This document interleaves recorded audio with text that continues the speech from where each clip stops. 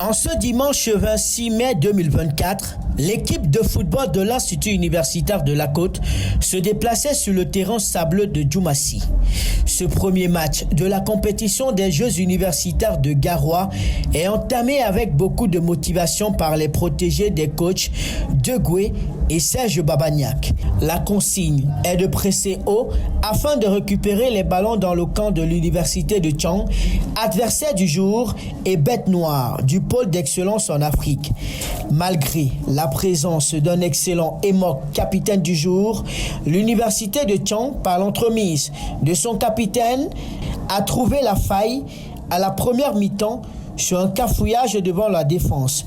1-0 jusqu'au coup de sifflet final par l'arbitre de la partie. Une défaite est un goût amer côté vaincu, mais promet une revanche face à Maroua mardi prochain. Un match qui sonne comme une finale. Bon, je pense qu'on n'a pas tout donné, que chacun de nous n'a pas vraiment tout donné. Parce que si on avait vraiment tout donné, on n'aurait pas dû encaisser un but. Et on a aussi une occasion de but, mais on l'a pas marqué dans les buts.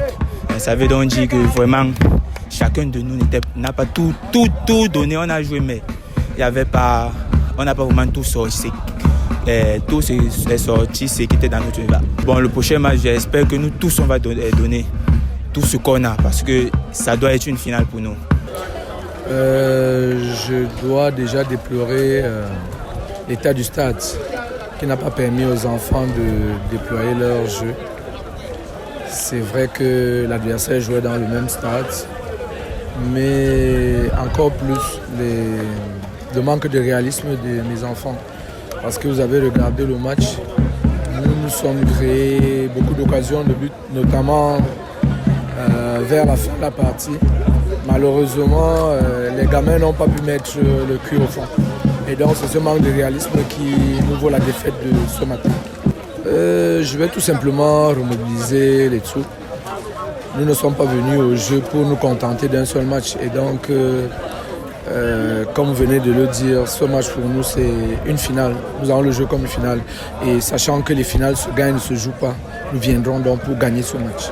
Rappelons que les hommes de lawn tennis avaient pourtant bien commencé la compétition avec une qualification en quart de finale hier samedi 25 mai face à l'École nationale supérieure des travaux publics. Même son de cloche pour nos basketteurs médaillés d'or en titre qui ont écrasé Maroua sur les deux tableaux, à savoir en équipe 5x5 et en 3x3.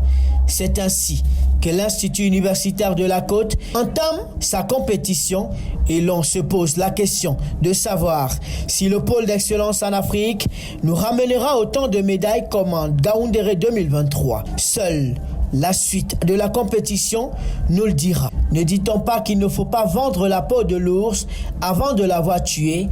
Just wait and see.